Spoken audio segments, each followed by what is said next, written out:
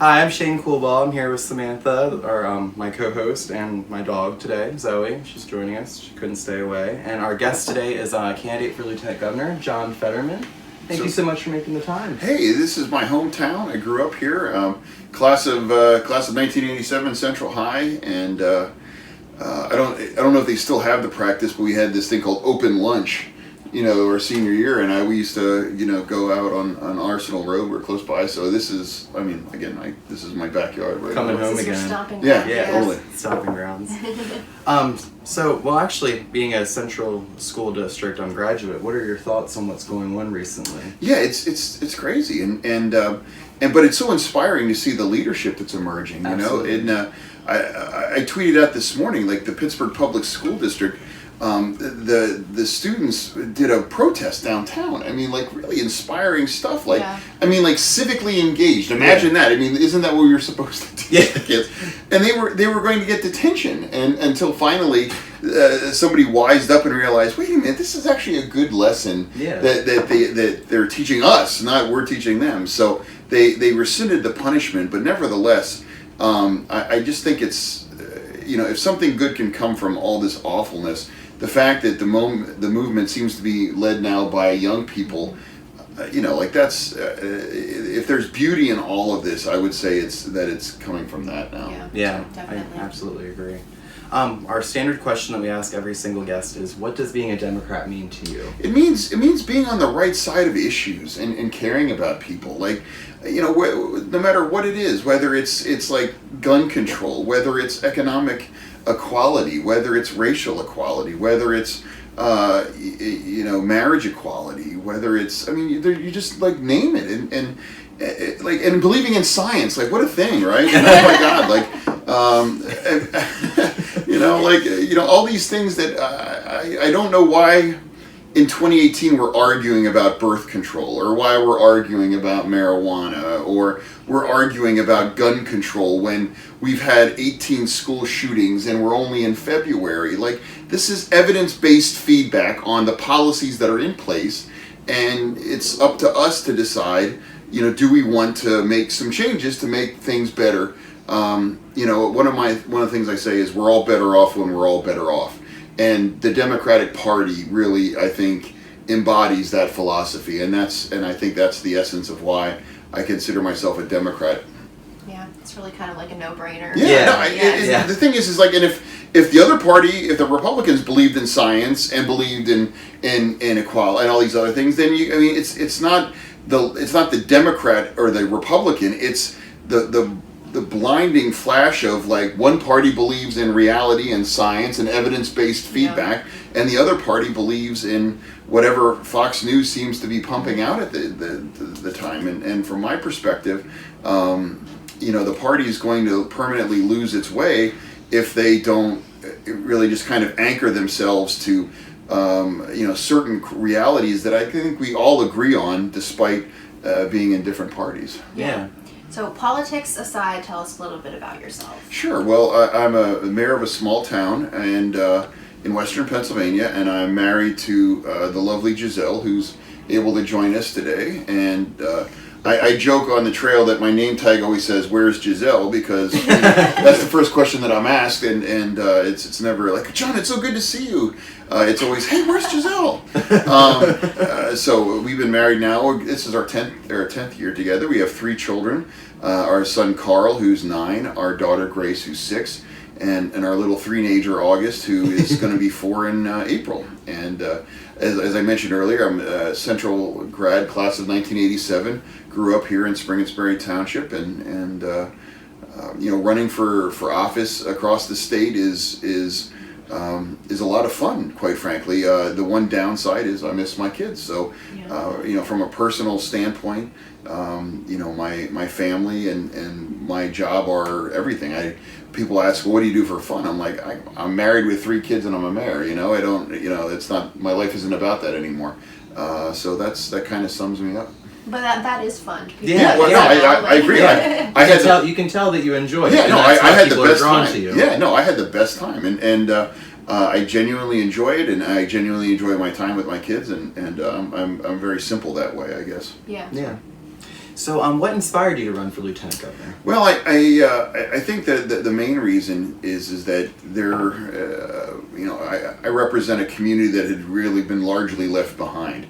And I think there's a lot of communities across Pennsylvania that fit in that category. I know they are. I live near many of them in southwestern PA, and I've been to many of them all across the state. And I think at the essence of what a good Democrat should be is somebody who wants to champion and wants to take on these places and make sure that the gulf of inequality that we have in our society and we have in this Commonwealth doesn't continue to shift out. And we worked on a lot of different issues in Braddock that I think on a macro level are playing out in Pennsylvania. And I think we're reached a point, if we haven't crossed through it already, where there's a segment of our society that'll kind of break off much like an iceberg from a sheet, and you can't bring that back. And the opioid crisis, I think, is acting as an accelerant. And I just think there's a lot of issues, and I think the office traditionally has really been undervalued and underutilized and underappreciated. And I think it can be used as an issue advocacy platform. I think it can be a place where the office has core responsibilities, but to extend out from them to champion solid, progressive, democratic values and ideas. I think that can be the most important facet of the office itself. Yeah, absolutely. So you have previously and ongoingly kind of voiced your support for legalizing recreational marijuana. Mm-hmm, I have. Why do you think that's such a good move for Pennsylvania? Well, I actually, when I ran for the Senate in 2016, I was the only candidate nationally that was for just my phrase is, let's just go full Colorado here in Pennsylvania, and it just makes so much sense. I mean, it's one of those issues, like I mentioned earlier, like, why are we arguing about this? How many overdose deaths have there been from marijuana in the last 40 years? 0. I mean, the fact that money we could bring it out of the shadows, we could tax it, we can regulate it, we can spend the money on whatever we want to as a society, and then there's also the racial aspect of it, where African Americans and people of color are much more discriminately singled out in terms of arrests, even though the usage rates are the same. Mm-hmm. So there's half a dozen solid reasons, and there really is no good reason why we wouldn't. Medical marijuana. My wife got her medical marijuana license for her chronic pain, and it just makes so much sense at every level. Yeah.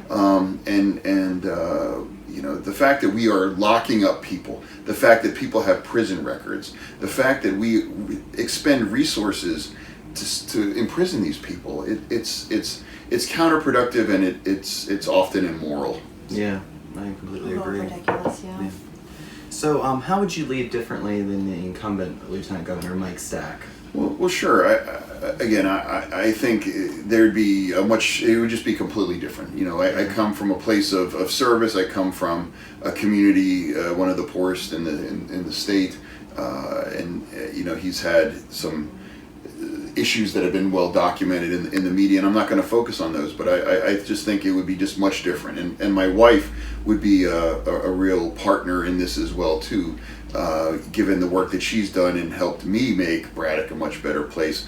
Her work involves food insecurity, clothing insecurity. Like, for example, through her efforts with the Free Store in town, there isn't a single family that has to go without diapers, formula, clothing, anything for a child or a family, and it's provided at no cost to the families, and so it's really just about a team of advocates for a lot of these core democratic issues, as opposed to someone who would just live in a mansion and just kind of take that office on. And mm-hmm. I was the first candidate to publicly just. I wouldn't live in the mansion with my family. That's not who we are, and it's quite frankly, I think, an inappropriate waste of taxpayer resources to furnish a house of that kind for the lieutenant governor. Yeah, I think a lot of people agree with that. Yeah, well, it's silly. The fact that this house has a pool and gardener. I mean, like, these things should not be.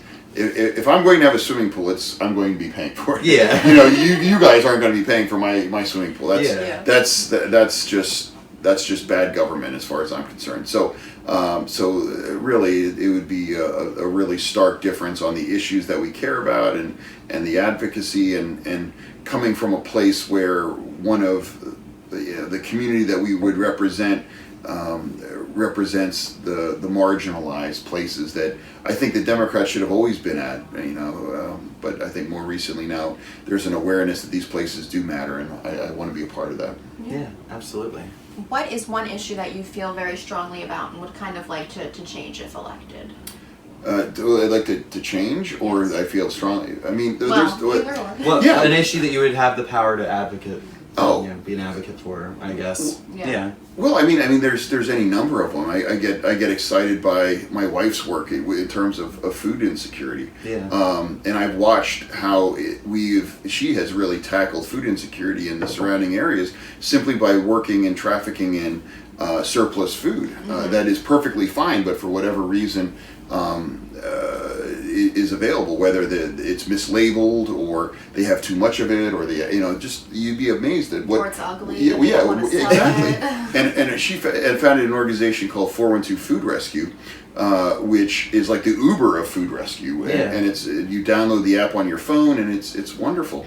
Awesome. And it's, for example, like championing legislation to mandate places like Trader Joe's or Giant. I know Giant's the big local chain, that they can't throw out perfectly good food. Yeah. That they would have to say, hey, we have this pallet of bananas that we aren't going to, it's like, and just create this mechanism across the state where, in places that there are food insecurity, that we can scale that up. Projects like that, all the way up to championing for legal marijuana, to championing for criminal justice reform. That's a role of Lieutenant Governor, as you sit on you're the chair of the Board of Pardons. Just take your pick. If it's a progressive issue centered on the inequality that we have in our state, that's something that I'm going to want to be involved with, basically. And then one of the first things I would do as Lieutenant Governor would be to go out on a comprehensive listening tour to all of these communities across Pennsylvania and really get an idea of what these places want to see and some of the changes in the projects and the priorities that they have. Yeah. So what is some advice that you'd like to offer the younger millennial generation? Yeah, well, I was just joking. I actually spoke in front of a group of high schoolers. We had a discussion on opioids in Shippensburg 2 nights ago, and I was joking, when I was your age, I had a bad haircut and was listening to Poison on my Walkman. So I feel weird giving advice because, when I look back at my age, I wasn't civically engaged the way I should have been looking back. So, it seems, I feel disingenuous giving advice for my 16 or 17 year old self. But knowing what I know now, it really is important to be involved. And that's it's one of the things that's so encouraging to see, leading with gun control, and the fact that it's coming at such an organic way from the young people, and we've seen now what someone like Donald Trump can do, and Donald Trump ascended in part because not enough people paid attention, or they thought, oh, this would never happen. Yeah. And now that we know that it can happen, my advice would be just have a basic level knowledge and educate yourself, and please vote, whether for either side, but in the era of unlimited money, a low information voter is dangerous to us all, and that's what can help give rise to someone like Donald Trump. Just educating yourself on the issues and participating, that's the critical thing. But when I was 17 years old, I can't claim that I was watching Meet the Press every Sunday.